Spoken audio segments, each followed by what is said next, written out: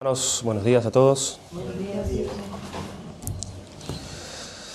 Qué importante lo que hemos cantado acerca de esta presencia de Dios entre nosotros, esta bendición tan grande que la Iglesia tiene en el día de hoy de tener a Dios morando en medio de ella. Y es un privilegio y es una bendición. Dios quiera bendecirnos como hemos cantado, como hemos clamado también en forma de alabanza, para que Él venga y derrame sobre nosotros de su gracia. Vamos a orar por la palabra que vamos a estar considerando y pedirle a Dios que sea nuestra ayuda también en esta hora. Padre, Señor Santo, grandes son tus misericordias, grandes son tus favores, inmensa es tu gracia para nosotros, tu pueblo. Somos grandemente bendecidos. Tu mano se extiende y nosotros podemos experimentar y degustar tu benignidad todos los días de nuestras vidas. Te damos gracias por la lluvia que regó la tierra durante estos días también. Gracias por tu obra en toda la tierra, en todos los hombres, haciendo y cumpliendo tus propósitos conforme a tu voluntad. Nosotros abrimos tu palabra, oh Señor, en esta hora y queremos ser enseñados, queremos ser instruidos, queremos aprender de ti, queremos escucharte. Háblanos, te lo suplicamos. Envía a tu Espíritu Santo para que éste nos dé el entendimiento que necesitamos y la luz para que podamos comprender y que esto sea algo que ilumine nuestras tinieblas y que descubra, Señor nuestro, nuestras debilidades y así nosotros podamos correr a la cruz, correr a Cristo y seguir clamándote por misericordia. Ayúdanos en esta hora, te lo pedimos, en el nombre de Jesucristo. Amén. Amén.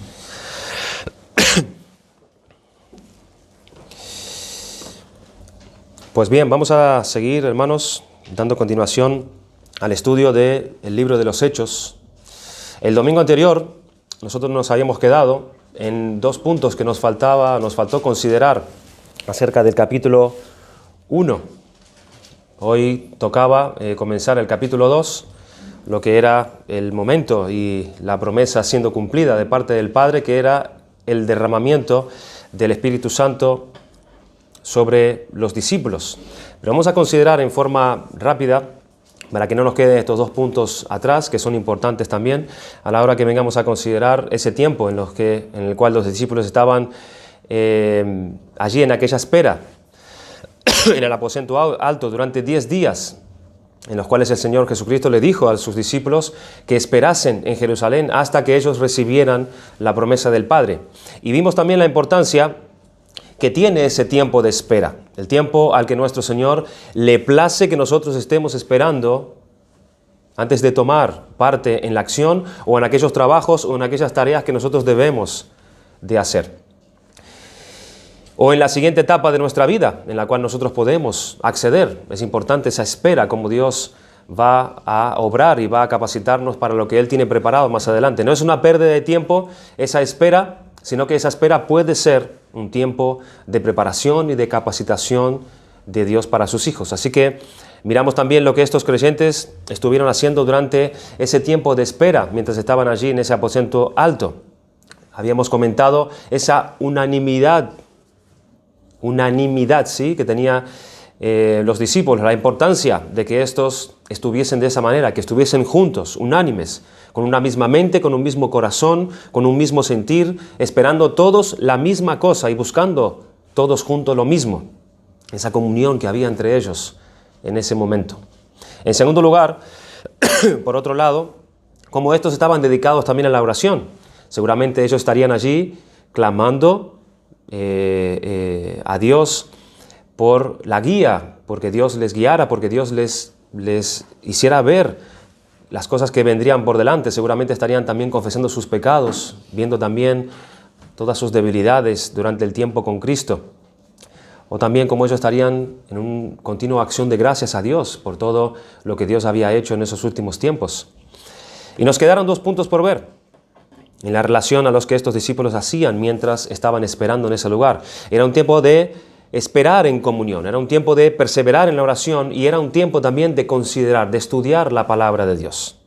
Mientras esperaban, ellos estaban allí, en ese tiempo, estudiando la palabra de Dios. ¿En base a qué se abordó ese problema de la sustitución de Judas? Allí estaban ellos teniendo en cuenta la Escritura. Vamos a leer a partir del capítulo 15, del versículo 15 del capítulo 1. Vamos a ir terminando la lectura de este capítulo. Capítulo 1 de Hechos, versículo a partir del 15. En aquellos días Pedro se levantó en medio de los hermanos, y los reunidos eran como 120 en número, y dijo: varones hermanos, era necesario que se cumpliese la Escritura en que el Espíritu Santo habló antes por boca de David acerca de Judas, que fue guía de los que prendieron a Jesús, y era contado con nosotros y tenía parte en este ministerio. Este pues, con el salario de su iniquidad, adquirió un campo, y cayendo de cabeza, se reventó por la mitad, y todas sus entrañas se derramaron. Y fue notorio a todos los habitantes de Jerusalén, de tal manera que aquel campo se llama en su propia lengua Aceldama, que quiere decir campo de sangre. Porque está escrito en el libro de los Salmos: sea hecha desierta su habitación, y no haya quien more en ella, y tome otro su oficio. Aquí están los discípulos encajando lo que pasó con Judas con lo que decían las Escrituras. Encontraron la explicación con lo que le pasó a Judas, con lo que decían las Escrituras que ellos consideraban en ese momento.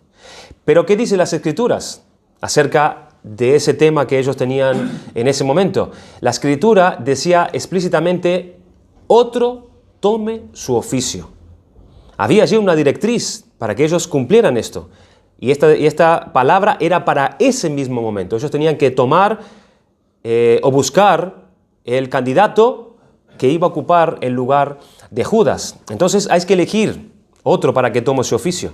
La sustitución de Judas en ese lugar vacante entre los 12. Y no fue por una revelación de Cristo. Cristo no se los dijo ni dejó a una revelación especial, sino que fue por la investigación de la palabra de Dios. Estaban allí ellos escudriñando su palabra. Porque Pedro dedujo tal cosa de lo que está escrito. Dice el versículo 20: porque está escrito en el libro de los Salmos: sea hecha desierta su habitación, y no haya quien more en ella. El Salmo 69, 25. Y dice en el Salmo 109, 8: y tome otro su oficio. Allí estaban ellos escudriñando esa palabra que era para ese momento. Ellos escudriñaron las Escrituras para saber qué hacer con ese tema. Y después, cuando Pedro empezó a predicar, cuando llegó el Espíritu Santo, nosotros vemos el mismo principio más adelante. En el capítulo 2, versículo 15, dice: porque estos no están ebrios como vosotros suponéis, puesto que es la hora tercera del día, mas esto es lo dicho por el profeta Joel. Y empezó a citar Pedro al profeta Joel para dar una explicación de lo que estaba aconteciendo en ese momento con todas esas personas. Seguramente ellos durante esos 10 días empezaron a buscar en el Antiguo Testamento, en los rollos que ellos tuvieran, las copias que tenían, y a relacionar todo lo dicho acerca del Espíritu Santo. Ellos estaban allí esperando la promesa del Espíritu. Y seguro que empezaron a escudriñar qué es lo que dicen las Escrituras en el Antiguo Testamento acerca del Espíritu Santo. Y empezaron a meditar y empezaron a investigar acerca de eso. Mientras ellos esperaban la promesa del Padre, era tiempo de estudiar las Escrituras, tomar decisiones en base a la palabra de Dios y en base a ella, y entender aquellas cosas que estaban pasando. Aquellos asuntos que había que decidir, tenía que ser dirigido por medio de su palabra. Esta es la forma de esperar. Esto es lo que nosotros, hermanos, debemos de considerar. Las Escrituras se nos han sido dadas para que nosotros sepamos lo que nosotros tenemos que hacer. Cómo nosotros tenemos que conducirnos en nuestras vidas, cómo tenemos que tomar las decisiones diarias en todo tipo de asuntos, en nuestro trabajo, en nuestras familias, en la iglesia, cómo tenemos que considerar nuestras acciones delante de Dios. Hay que buscar y escudriñar a través de una constante lectura y meditación de la palabra de Dios y en oración, por supuesto. Sí, pero ¿cómo es que entonces vemos que los discípulos toman una decisión para elegir a quién iba a ser el sustituto de Judas, al apóstol número 12? Ellos usaron un método medio raro, ¿cierto? Me estás hablando que ellos escudriñaban las Escrituras, sí, pero tomaron una decisión usando un método un poco raro.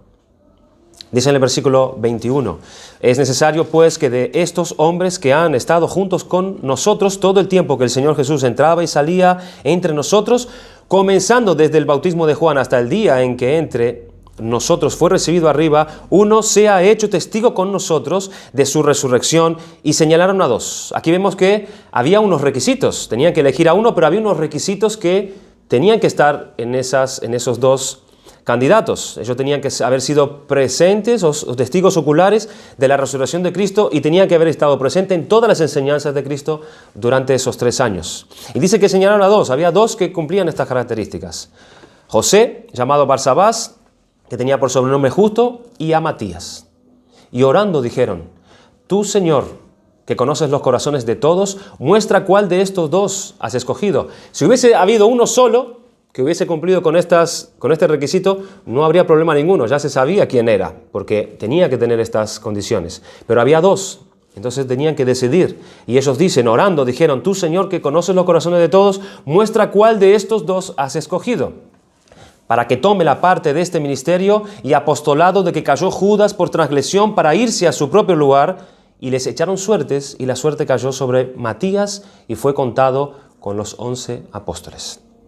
De manera que, ¿qué hicieron por último? Ellos ordenaron el número de líderes de los apóstoles. Hay esto en su mente, esto tenían que ordenar. Según el Señor Jesucristo había dicho, Jesús nombró a 12 apóstoles. A 12 apóstoles. Y ahora falta uno. Y resolvieron el asunto para que la iglesia estuviera basada y con el orden adecuado según había dicho el Señor Jesucristo. Ordenar la iglesia. Miren lo que ellos hicieron. Estaban ordenando la iglesia. ¿Cómo es que quiere Cristo? Cristo quiere 12 apóstoles. Pues bien, hay que poner 12 apóstoles. Y hay cierta duda de que, ¿por qué usaron este método? ¿Por qué usaron este medio? Orando, echaron suertes. No se sabe de qué manera hicieron eso. De alguna forma, con algunas piedras, con algunos palillos o con algunas papeletas que habría que sacar a suerte. No se sabe cómo hicieron tal cosa. No lo sabemos. Pero echaron suerte. Pero nosotros no vemos, hermanos, nunca, pero nunca más después que se vea a la iglesia tomar decisiones en base a esta suerte. Basado en esto. No vemos a la iglesia hacer esto en ningún otro lugar de las Escrituras o en el Nuevo Testamento. La suerte es como un elemento que está fuera de nuestro conocimiento, fuera de nuestro hacer. Es como si ellos hubiesen dicho, vamos a ver dónde toca. Nosotros no manejamos esto, sino que la suerte o el azar defina quién va a ser el apóstol número 12. Y actuando de esa forma, Dios tocante tomaría la decisión por donde Él cree. Cierto comentarista dice, como los apóstoles fueron escogidos por el Señor Jesucristo, es la forma en que ellos vieron que el Señor Jesucristo manifestaba su voluntad. Oraron entonces y así entendieron que de esa manera el Señor Jesucristo definiría cuál de esos dos candidatos era el que debía llenar el número. El versículo 24 dice, orando, dijeron, tú, Señor, estaban dirigiéndose al Señor en su oración, tú, Señor, que conoces los corazones de todos, muestra cuál de estos dos tú has escogido. Tú escogiste los otros, tú escogerás a este también. Muéstranos por medio de este medio. Cuando había que elegir a los que harían el trabajo de diáconos, por ejemplo, más adelante, ¿recuerdan? Ya no había más suerte. Ya no emplearon este método. Ellos dijeron, buscad pues, hermanos, de entre vosotros a 7 varones de buen testimonio, llenos del Espíritu Santo y de sabiduría, a quien encarguemos de este trabajo. Buscaron hombres, así, así y así. Ya no más suerte. Ya no usaron de suerte, sino siguiendo sus directrices. Ya no más azar, sino bajo unas pautas. ¿Ven? ¿Y cómo escogían también a los ancianos? Escogían a los ancianos según algunos criterios establecidos por los apóstoles y dados por la palabra de Dios. Y entonces señalaban a los que concordaban con aquellos requisitos. Vemos en el capítulo 6, en 1 de Timoteo, vemos allí que dice, pero es necesario que el obispo sea irreprensible, marido de una sola mujer. Vean los requisitos. Había que escoger ancianos, había que escoger ministros y hay requisitos que tenían que cumplirse en estos hombres.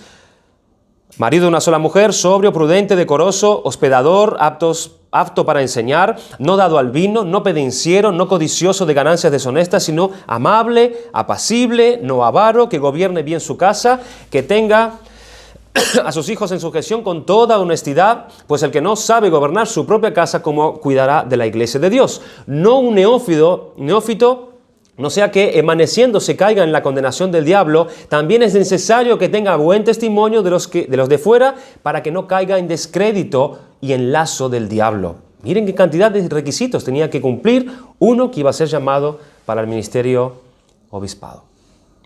Y señalaban a los que concordaban con estos requisitos. Ya no había azar, ya no echaban a suerte para elegir nada más.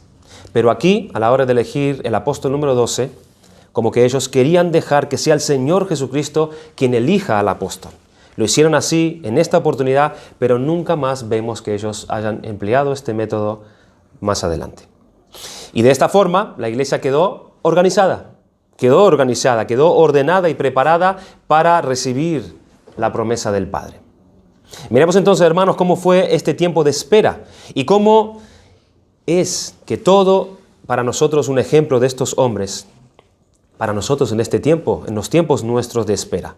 No desperdiciar nuestro tiempo de espera, no decir que es una pérdida de tiempo esperar, sino considerar a la luz de las Escrituras, a la luz de los hombres de Dios, cómo el tiempo de espera ha sido un tiempo muy necesario y vital para fortalecer y preparar nuestros corazones para las tareas que Dios tiene encomendada para cada uno de nosotros.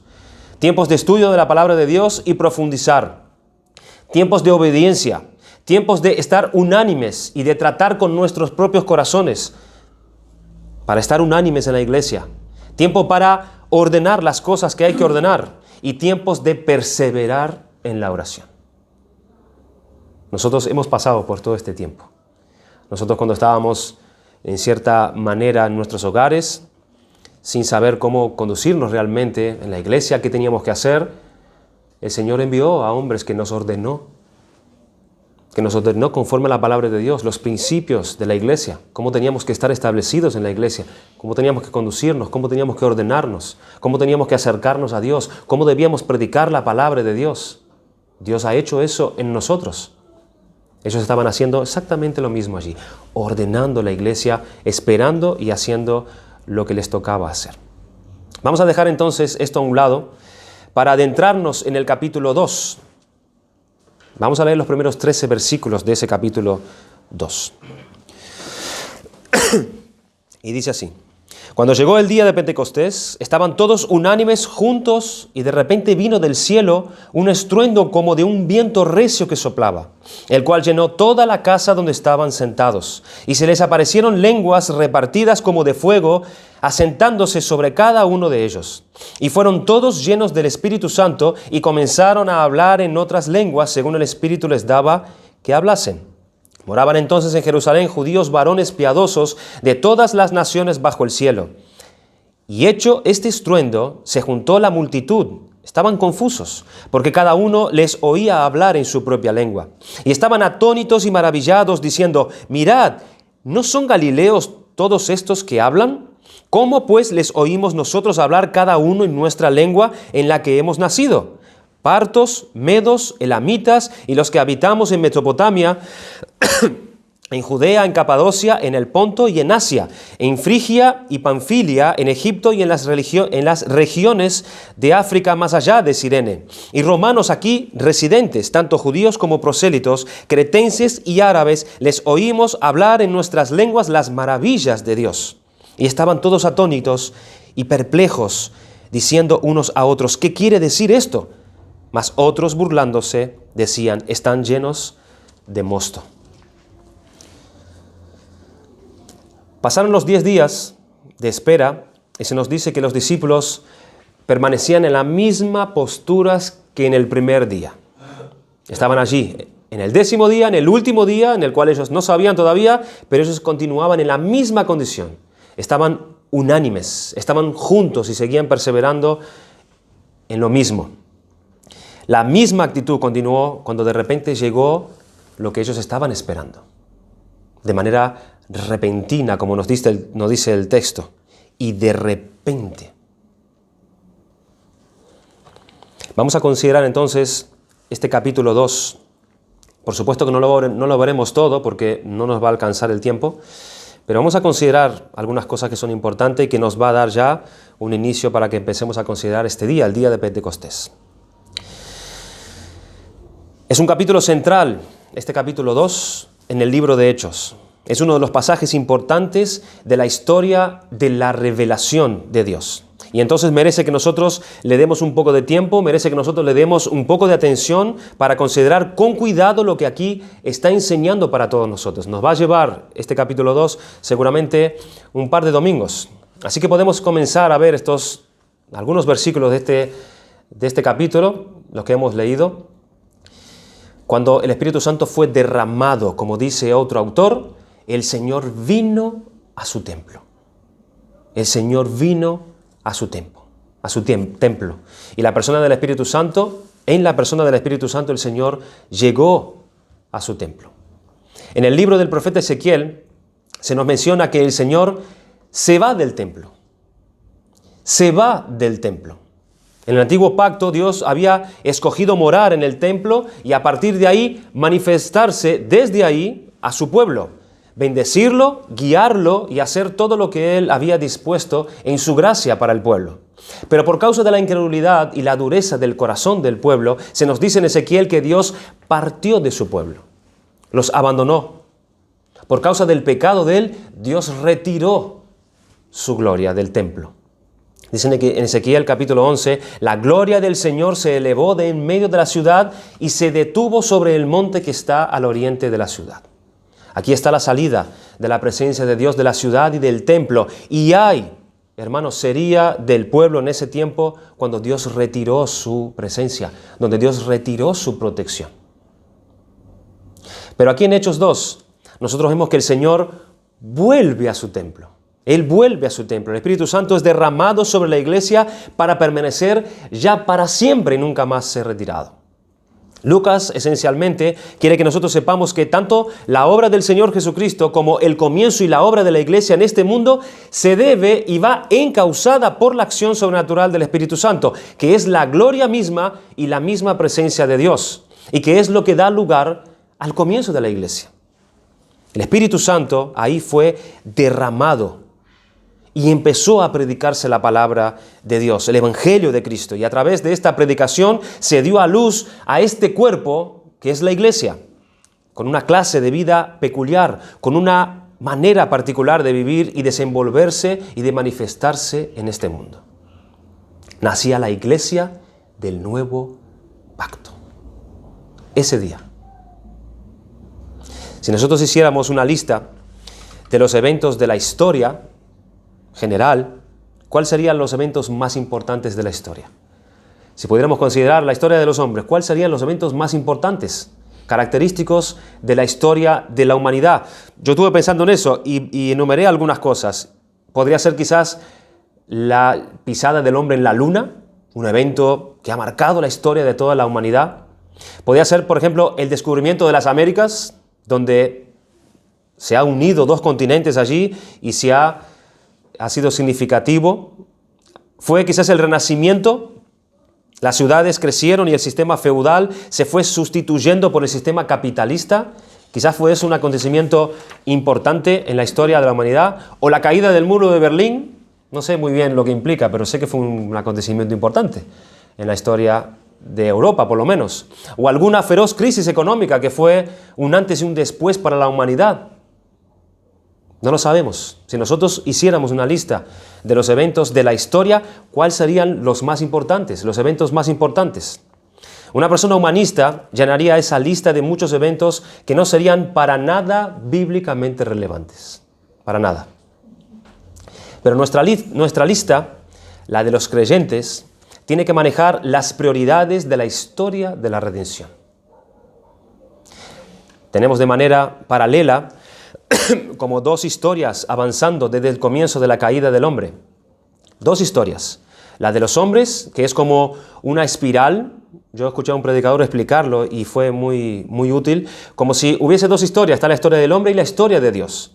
Es como si la historia del hombre es una historia en espiral, que va avanzando, sí, pero es una historia espiral. Y es siempre lo mismo. El hombre siempre está en lo mismo. El hombre siempre está en lo mismo y siempre está en lo mismo. Y vemos por otro lado la historia de Dios, que es una historia que va por el medio de una forma lineal, siempre en progreso y siempre avanzando. Dos historias diferentes. En realidad hay una sola historia. La historia es la de un Dios soberano que gobierna todos los acontecimientos del mundo y es su historia. Y Dios está usando de su poder, de su majestad, de su señorío para obrar en una sola historia en toda la humanidad. Pero se nos dice también que hay dos caminos. Eso sí, que lleva uno a la vida y otro lleva a la muerte. Pero que está claro que la historia es una sola y la está contando Dios. Pero al tratarse de los eventos históricos más importantes, está claro que en esa línea se refiere, la nuestra, la de los creyentes, tiene que manejar, como hemos dicho, las prioridades de la historia de la redención. Por lo tanto, esa lista tiene que contener como los grandes eventos de la historia. ¿Que cuáles son? La creación, la reencarnación, la muerte de nuestro Señor Jesucristo, la resurrección de nuestro Señor Jesucristo, el día de Pentecostés. Eventos importantes que marcan la historia y la trayectoria de la vida de los seres humanos. Y por Pentecostés no nos referimos a la fiesta judía que lleva ese nombre, sino en el hecho de que se nos narra aquí en Hechos 2 y que Pedro escribe en el versículo 37 como el don del Espíritu, la llegada del don del Espíritu que coincidió con ese día festivo de los judíos que pasaré a comentar en un momento.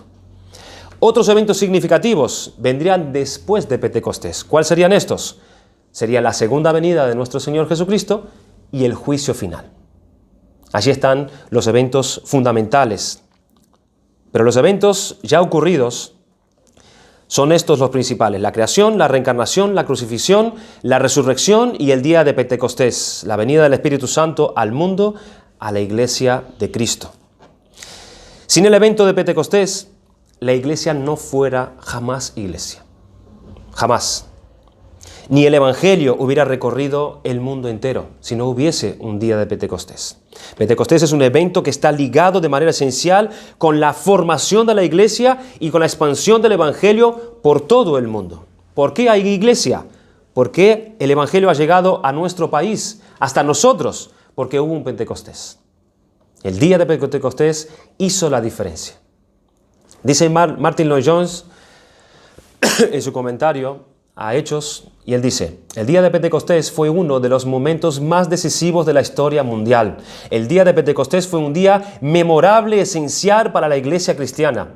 Sin comprenderlo, es totalmente imposible tener una noción correcta del carácter y la naturaleza de la iglesia cristiana y del mensaje del Evangelio. Si no comprendemos Pentecostés, tendremos complicaciones en entender la iglesia y en entender la extensión y el mensaje del Evangelio. Este es un momento decisivo de la historia mundial. Piensa en eso. Un momento decisivo de la historia mundial. De nuestra historia, hermanos. De nuestra historia. De la tuya y de la mía. Pero este día esencial no lo podemos buscar, por ejemplo, en los libros de historia. En los libros de historia nosotros no encontramos este día. No aparece allí. No aparece. Los libros de historia seculares hablarán de un montón de eventos, un montón de ideas y de escuelas, pero no hablarán del día de Pentecostés.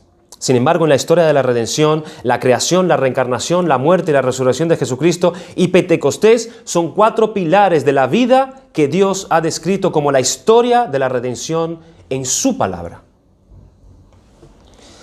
El hombre en sus libros está contando su propia historia.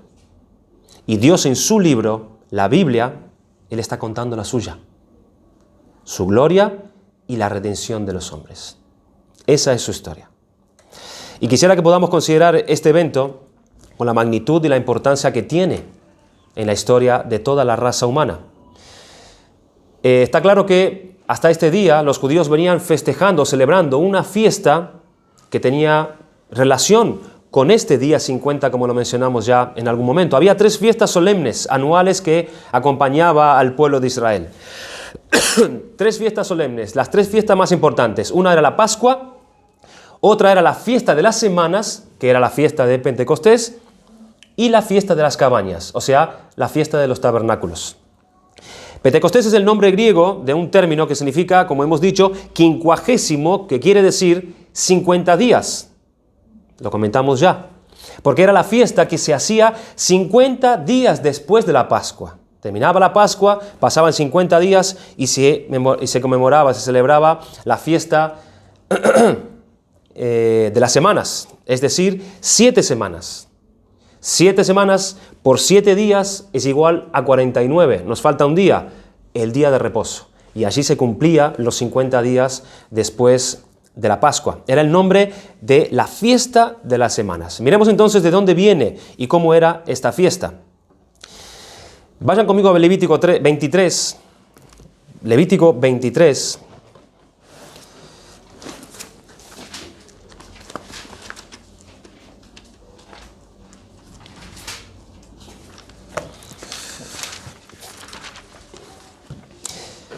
Acá en este capítulo se habla de las fiestas de los judíos, las diferentes fiestas solemnes que tenía que realizarse, en la cual el pueblo tenía que acercarse a Jerusalén y hacer allí los ritos que Dios había establecido por medio de Moisés.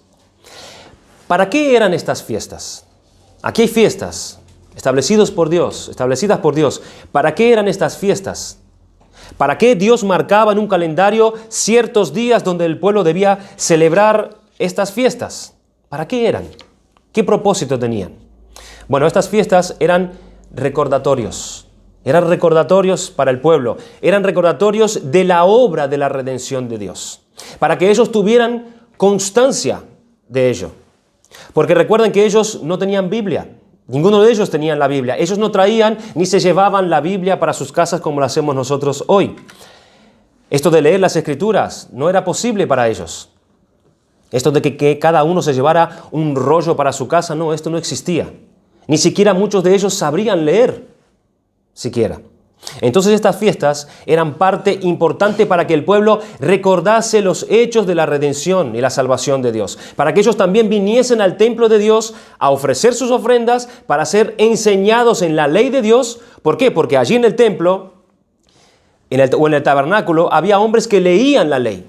Y les recordaban a ellos las cosas que ellos tenían que tener en mente para una vida de piedad y para poder agradar a Dios. Préstame atención, hermanos. De manera que estas fiestas tenían un propósito. No eran fiestas para pasarlo bien. No eran fiestas para que ellos se divirtieran.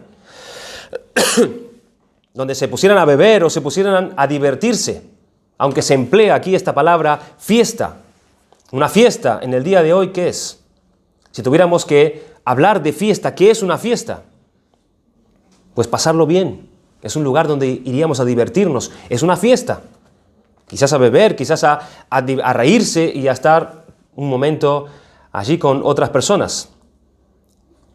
Pero estas fiestas no eran así. Estas fiestas eran celebraciones cúlticas. Eran momentos determinados y establecidos por Dios en un calendario anual para el progreso espiritual de sus vidas. Ese era el fin de las fiestas, para recordar algunos hechos concretos de la redención e ir allí a ofrecer lo que Dios quería que el pueblo ofreciese a Él. De manera que es por eso que hay capítulos que se dedican específicamente a tratar y a hablar acerca de estas fiestas. Cuánto duraban estas fiestas, qué había que traer en estas fiestas, el significado de estas fiestas. Así que cada vez que tú leas en la palabra de Dios, más en el Antiguo Testamento, todos estos requisitos que Dios mandaba para tal o cual celebración, ten en mente esto, eran celebraciones cúlticas con un propósito espiritual. Tal es así que en algún momento el pueblo estaba participando de estas fiestas con motivos y motivaciones erradas, que Dios mismo tuvo que exhortarlos diciendo, por ejemplo, en Isaías capítulo 1, versículo 13, dice: no me traigáis más vana ofrenda. El incienso me es abominación. Luna nueva y día de reposo, el convocar asambleas no lo puedo sufrir. Son iniquidad vuestras fiestas solemnes. Vuestras lunas nuevas y vuestras fiestas solemnes las tiene aborrecidas mi alma. Me son gravosas. cansado estoy de soportarlas. Cuando el pueblo andaba mal delante de Dios y no andaba teniendo las celebraciones de estas fiestas con el propósito espiritual que debían tener, Dios se lo hacía saber al pueblo por medio de su indignación. No eran fiestas para divertirse, eran fiestas espirituales, fiestas para preparar sus mentes. La palabra de Dios era leída, tenían que traer la ofrenda a Dios, tenían que tener un corazón agradecido a Dios. Y este capítulo 23 de Levítico es uno de esos capítulos que habla de la fiesta de los panes sin levadura, que es la Pascua, del versículo 5 al versículo 14. Dice en el versículo 5, en el mes primero, a los 14 días del mes, entre las 2 tarde, Pascua es de Jehová. Y a partir del versículo 15 nos habla de la fiesta de las semanas. Y esa es la fiesta de Pentecostés. Dice el versículo 15, y contaréis desde el día que sigue al día de reposo, desde el día en que ofreciste la gavilla de la ofrenda mecida, 7 semanas cumplidas serán. La gavilla, que dice aquí, era la cebada. Era la cosecha de cebada que ellos habían recogido cuando se acabó la temporada para recoger la cebada. Y eso se realizaba al comienzo de la fiesta de la Pascua, de los panes sin levadura. Ahí ofrecían ellos la cebada, ahí ofrecían ellos la ofrenda de la gavilla. Dice que 7 semanas cumplidas, dice el versículo 15. Y el versículo 16 dice, hasta el día siguiente del 7º día de reposo, contaréis 50 días, entonces ofreceréis el nuevo grano a Jehová. Es decir, después de la ofrenda de la gavilla, ellos llevaban la ofrenda del grano, es decir, el trigo, y ese era otro tipo de cultivo que era justo el comienzo del verano. Esta era una fiesta entonces que ahí se señalaba cuándo debía de ofrecerse y las ofrendas que habría de hacerse a Dios. En este caso era el trigo, ya no era la gavilla, era el trigo. En Deuteronomio, no lo busques, se nos aporta otro elemento que debería de estar presente en esta fiesta. Deuteronomio capítulo 16, versículo 9 dice, 7 semanas contarás desde que comenzare a meterse la hoz en la mies, comenzarás a contar las 7 semanas. Meter la hoz. ¿Por qué meter la hoz? Porque el fruto ya estaba listo, ya estaba maduro, y entonces empezaba la recogida. Dice el versículo 10, y harás la fiesta solemne de las semanas a Jehová tu Dios, de la abundancia voluntaria de tu mano será lo que dieres, según Jehová tu Dios te hubiere bendecido. Así que Dios bendecía, mandando la lluvia, haciendo germinar la tierra acorde a la voluntad de Dios para cada uno. Dice que Dios bendecía a cada uno acorde a su voluntad, y Dios producía el grano para darle a cada uno según su sabia voluntad. Y conforme a eso, y de manera voluntaria, ellos tenían que venir y traer a Dios la ofrenda. Dice el versículo 11, y te alegrarás delante de Jehová tu Dios, tú, tu hijo, tu hija, tu siervo, tu sierva, el levita que habitare en tus ciudades, el extranjero, el huérfano y la viuda que estuviera en medio de ti, en el lugar que Jehová, tu Dios, hubiera escogido para poner allí su nombre. Versículo 12, y acuérdate que fuiste siervo en Egipto, por tanto guardarás y cumplirás estos estatutos. Vete y regocíjate, le decía el Señor, llevando las primicias de esos frutos a Él. Esa era la fiesta de Pentecostés, llevar a Jehová las primicias de los frutos. Aquellos primeros frutos que se recogían, se traían allí, y con regocijo y con alegría, ellos daban las ofrendas que Dios quería que ellos llevasen. Había acabado el año y llevaban los frutos y estaban contentos. Dios los había bendecido, Dios había aportado lo necesario para el sustento de cada uno de ellos y ofrecen a Dios en gratitud, se regocijan en sus corazones y así Dios es agradado y el pueblo al mismo tiempo es bendecido por Dios. Y ese fue el día, un día como ese establecido de esa manera que Dios escogió para derramar su Santo Espíritu, para recoger los primeros frutos de la obra de redención consumada por el Señor Jesucristo. Y en ese mismo día se recogieron un abundante fruto. Ese mismo día dice que más de 3,000 personas fueron salvadas. Ese mismo día. Y se instauró la iglesia. El día de las primicias. El día que se venía con aquellos frutos delante de Dios.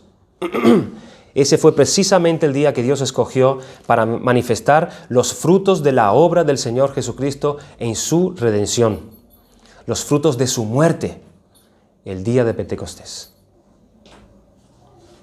Qué coincidencia, ¿verdad? El Dios que todo lo sabe ha ordenado y designó ese día desde la eternidad para enviar a su Espíritu Santo sobre la tierra, derramado de una forma única, como no había sido nunca derramado hasta entonces. Así que después de mirar un poco, porque creo que es importante poder observar de qué se trataba esta fiesta y por qué Dios eligió este día, consideremos entonces ese evento, el evento y sus implicaciones, el evento y su significado. Vemos en primer lugar qué fue lo que ocurrió. ¿Qué describe aquí Lucas que sucedió ese día?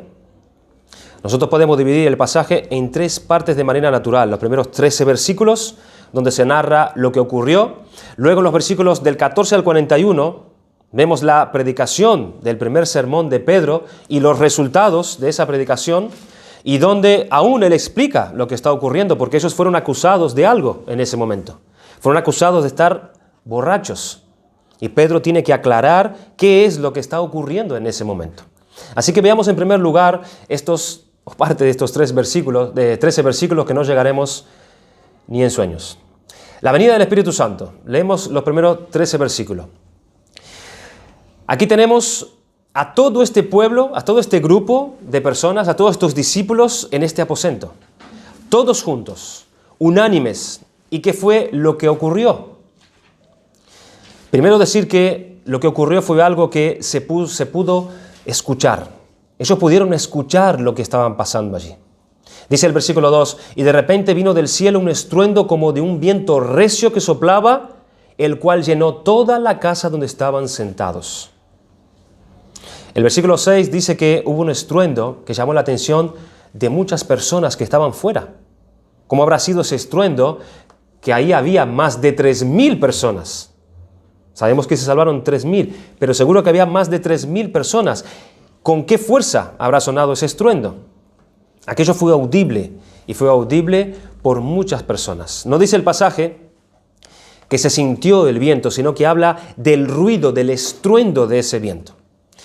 No obstante, pudiera ser que no solamente fuese audible, sino que también se sintiese de alguna forma ese viento allí. Era un viento que soplaba. Pero además de audible, hubo algo que se podía ver, algo visible allí entre ellos. Dice el versículo 3, y se les aparecieron lenguas repartidas como de fuego, asentándose sobre cada uno de ellos. Y esta referencia, el viento como estruendo de lenguas de fuego, son cosas que fueron experimentadas a través de sus sentidos, para llamar la atención que lo que estaba ocurriendo allí no era algo de su mera imaginación, que ellos estaban inventando o era una ilusión que ellos estaban teniendo. No. Lucas se encarga de dar esos detalles para que no se oiga a ninguno que pueda decir o que se le pueda ocurrir decir, a mí me pareció que pasó esto o lo otro, sino que fue una experiencia de todo este grupo que indudablemente ellos palparon, escucharon y vieron, donde Lucas describe como un buen historiador que fue.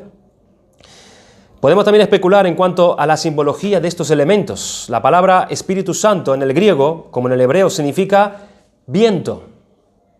Viento. Es la palabra neuma, que significa viento, de donde nosotros derivamos la palabra neumático, que funciona o que contiene aire, que contiene un soplo, que tiene allí aire encerrado. Neuma, viento. O la palabra neumonía, que es una inflamación de los pulmones causada por una infección. ¿Y qué cosa contienen los pulmones?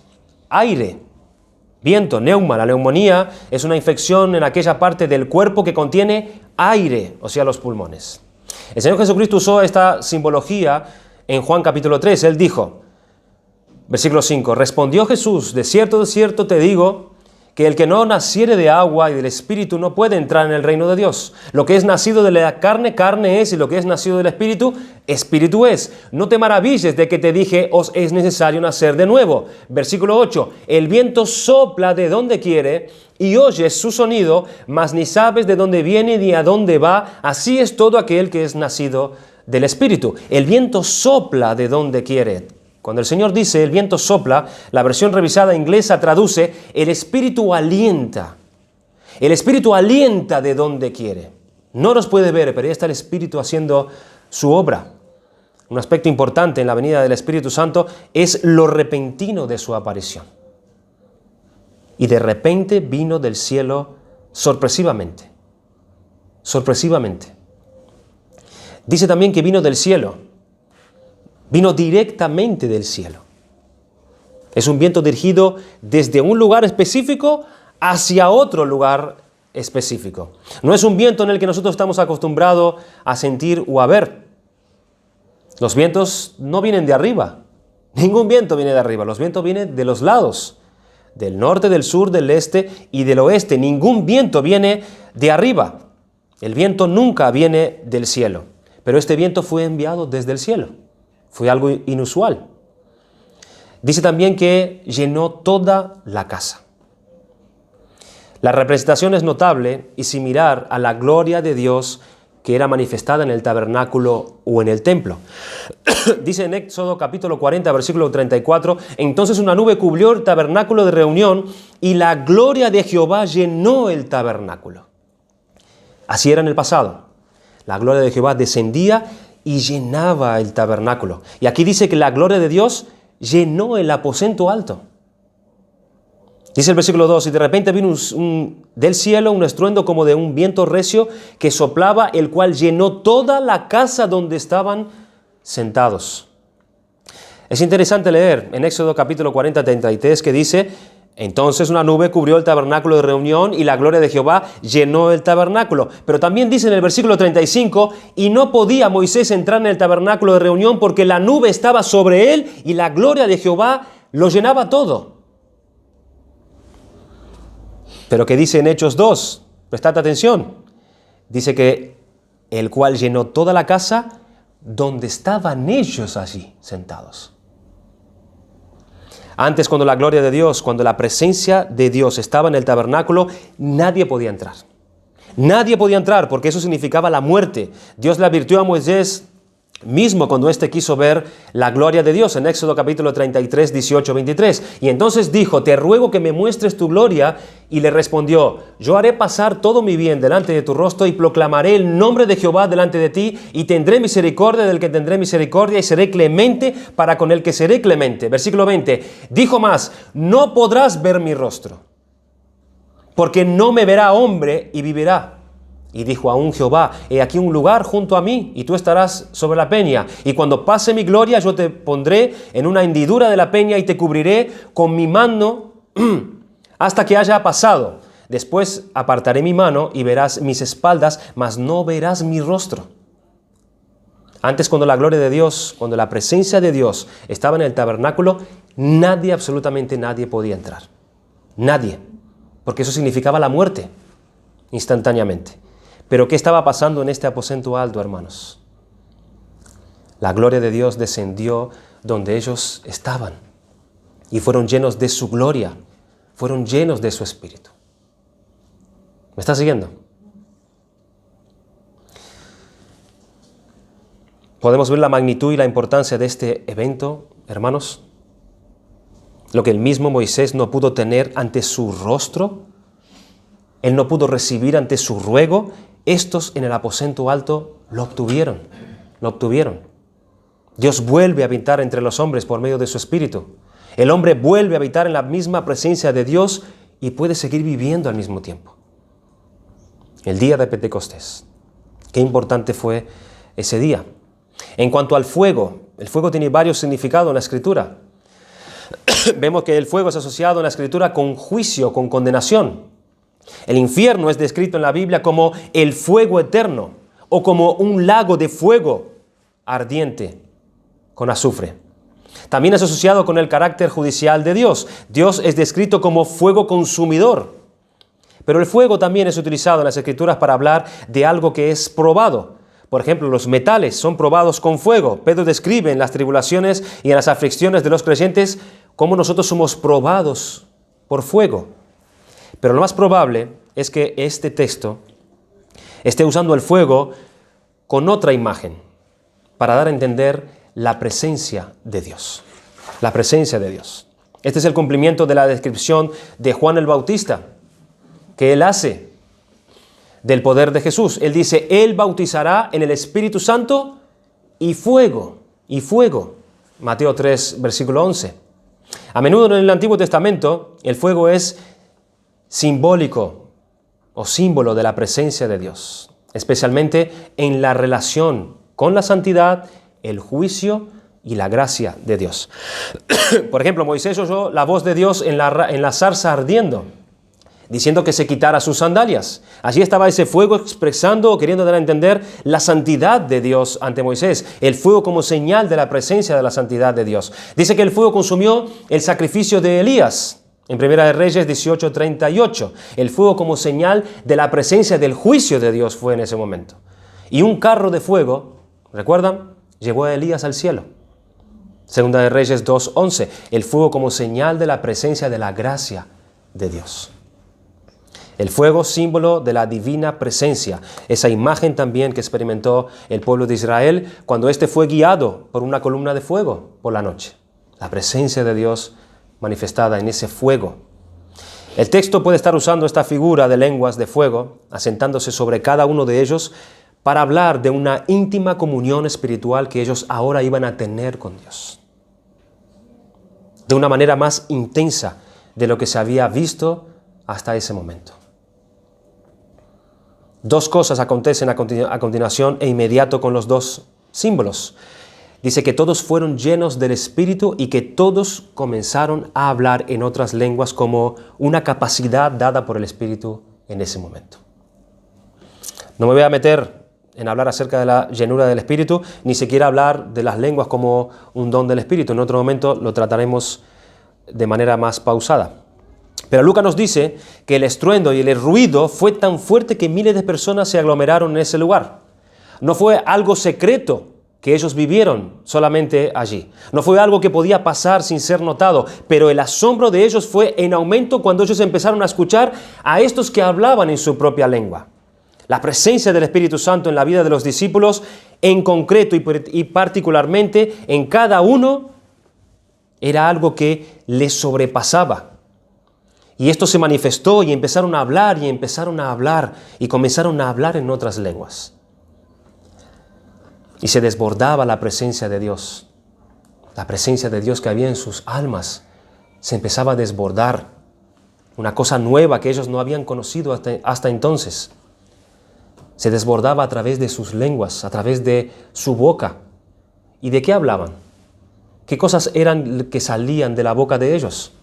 ¿A qué se referían esas palabras? Dice el versículo 11, les oímos hablar en nuestras lenguas las maravillas de Dios. Eso es lo que salía de sus bocas. Las maravillas de Dios. Las cosas referentes al Señor Jesucristo. Las cosas referentes al Evangelio, a la vida, a la muerte, a la resurrección de Cristo. Las enseñanzas de Él. Las maravillas de Dios salían por sus bocas. Podemos comprender entonces por qué en Efesios capítulo 5, cuando se nos habla de ser llenos del Espíritu Santo, se nos dice también hablando entre vosotros. Escuchen, dice en el capítulo 5, versículo 18, no os embriaguéis con vino, en lo cual hay disolución, antes bien sed llenos del Espíritu Santo, hablando entre vosotros salmos con himnos y cantos espirituales, cantando y alabando al Señor en vuestros corazones, dando siempre gracias por todo al Dios y Padre en el nombre de nuestro Señor Jesucristo. Sed llenos del Espíritu Santo, hablando entre vosotros. Aquí en Hechos 2 ocurrió al revés. Ellos fueron llenos del Espíritu Santo primero y luego empezaron a hablar las maravillas de Dios. Pero a nosotros es al revés. Nosotros tenemos que empezar a hablar las palabras y las maravillas de Dios y así llenarnos de su Espíritu. Ser llenos del Espíritu, ¿de qué manera? Hablando entre vosotros todas estas cosas. Aquí en Hechos ocurrió al revés. En ese momento de Hechos 2 era la forma en que los discípulos sabían que aquellos que habían creído en Cristo, aquellos que habían recibido el Espíritu Santo, ¿cuál es la prueba? Que ellos estaban allí hablando acerca de las maravillas de Dios. ¿Cómo podían saberlo ellos en esos momentos si habían creído realmente y habían recibido el Espíritu Santo? Por ejemplo, en Cornelio y los suyos, allí estaban reunidos ellos. ¿Cómo supieron ellos que ellos habían recibido el Espíritu de Dios? No fue por la llamita. La llamita no se vio allí entre Cornelio y los suyos. No, fue porque ellos estaban hablando. Dice en Hechos 10:44, mientras aún hablaba Pedro estas palabras, el Espíritu Santo cayó sobre todos los que oían el discurso, y los fieles de la circuncisión que habían venido con Pedro se quedaron atónitos de que también sobre los gentiles se derramase. Esa palabra es muy importante, la vamos a hablar más adelante. Derramase, la palabra que se derramó, el don del Espíritu Santo. ¿Y cómo es que lo sabían? Versículo 46, porque los oímos que hablaban en lenguas y que magnificaban a Dios. Allí estaba la prueba, que ellos habían recibido el Espíritu Santo. El Espíritu Santo llena los corazones, el Espíritu Santo llena las almas, el Espíritu Santo llena las mentes y se desborda. Y se desborda, ¿haciendo qué? Hablando las maravillas de Dios. De manera que estos son los detalles que nosotros encontramos en estos versículos 2, 3 y 4. Ese estruendo, ese viento que vino directamente del cielo, esas lenguas de fuego que se asentó sobre cada uno de ellos, y cómo quedaron llenos del Espíritu Santo y manifestándose, comenzaron a hablar. Responderemos más adelante los resultados, cuáles fueron los acontecimientos que pasaron después de que ellos comenzaron a hablar todas estas cosas. Para poder hablar de esto, vamos a dejarlo acá, para que en el próximo día nosotros podamos hacerlo de una manera mejor y poder sacar un mejor provecho. Miremos, hermanos, hoy aquí lo que Dios nos concede. Cómo el Señor Jesucristo vino a su pueblo. Él dijo, vendré a vosotros a través de mi Espíritu. Cómo estos creyentes estaban en la posición y en el lugar adecuado para que este Espíritu Santo viniera e hiciese su obra. Desde luego, ese día fue señalado en la historia de la salvación como un día único, Pero ¿cómo tenemos nosotros que pensar en cuanto a estas cosas? ¿Cómo nos llama la palabra de Dios a que estemos llenos del Espíritu Santo? Para poder afrontar las necesidades que como creyentes tenemos que aprender para poder estar andando como nosotros debemos andar en esta vida, para que nosotros podamos sobreponernos a todos los temores. Miren cómo estos comenzaron a hablar al Evangelio delante de otros, libres de temor, libres de coacciones, libres de sus dudas. ¿Cómo el Espíritu Santo de Dios puede hacer una obra en nosotros para que nosotros vayamos superando aquellas barreras que nos impiden hacer lo que nosotros tenemos que hacer cada día? Los recursos que Dios nos da desde el cielo mismo. Dios nos da recursos. El poder del Espíritu Santo dado a todos aquellos que creen en Él, para que nosotros entendamos conforme a la voluntad de Dios y para que nosotros podamos ver las maravillas de Dios entre nosotros, hablando la palabra de Dios y viendo cómo Dios por medio de su Espíritu va recogiendo, hermanos, estos frutos como nosotros vimos por medio de la muerte de Cristo, no la gavilla, no el trigo, sino que son aquellos que serán salvos y pondrán su fe en el Señor Jesucristo. Dice en capítulo 2, versículo 46, y perseverando unánimes cada día en el templo y partiendo el pan en las casas, comían junto con alegría y sencillez de corazón, alabando a Dios, teniendo favor con todo el pueblo, y el Señor añadía cada día a la iglesia los que habían de ser salvos. El fruto iba siendo recogido a partir del día 50. Que el Señor nos ayude, hermanos, y que podamos leer y aprender de estas cosas y nuestro corazón se ensanche dando gracias a Dios. ¿Qué cosas ha hecho el Señor? Que desde un rincón del mundo, desde aquella casita allí en Jerusalén, mediante unos discípulos temerosos, hombres que no eran preparados, hombres sin poder y sin ninguna influencia, y desde allí se extendió, desde esa casita, desde ese aposento, se extendió el Evangelio por todas las naciones. y nada ha podido pararlo en 20 siglos. En 20 siglos. Todo ese fuego comenzó allí con el Espíritu Santo. Desde allí ha llegado hasta tu vida, desde allí ha llegado hasta mi vida y nos ha alcanzado y nos ha salvado y nos ha dado vida desde aquel remoto lugar para llegar hasta ti y hasta mí, en nuestra era, en nuestra época. Y es certísimo que todo se culminará con la segunda venida del Señor Jesucristo, pero no vendrá el fin hasta que este evangelio del reino sea predicado en todo el mundo para testimonio a todas las naciones, y entonces vendrá el fin. Entonces vendrá el fin.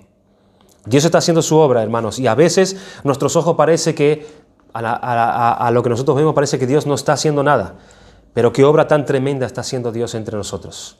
A través de vasos de barro, a través de siervos inútiles, a través de hombres y mujeres débiles que no son grandes en sí mismos, pero como Dios los dota, como Dios los capacita, como Dios los califica para lo que Dios les ha llamado. Pero recibiréis poder cuando haya venido sobre vosotros el Espíritu Santo y me seréis testigos en Jerusalén, en toda Judea, en Samaria y hasta lo último de la tierra. Esta palabra es para ti y es para mí. Miremos los recursos de Dios y confiemos en su fidelidad. Confiemos en sus promesas, porque esto no se ha acabado, hermanos, todavía. Esta es la pauta del nuevo pacto. El reino de los cielos se ha acercado con la tremenda obra y poderosa obra del Espíritu de Dios en hombres y en mujeres. Que el Señor nos ayude a regocijarnos en Dios con pasajes como este y alentarnos en Él para que nosotros seamos llenados cada vez más con su Espíritu. Vamos a orar en gratitud a Dios por su palabra, hermanos.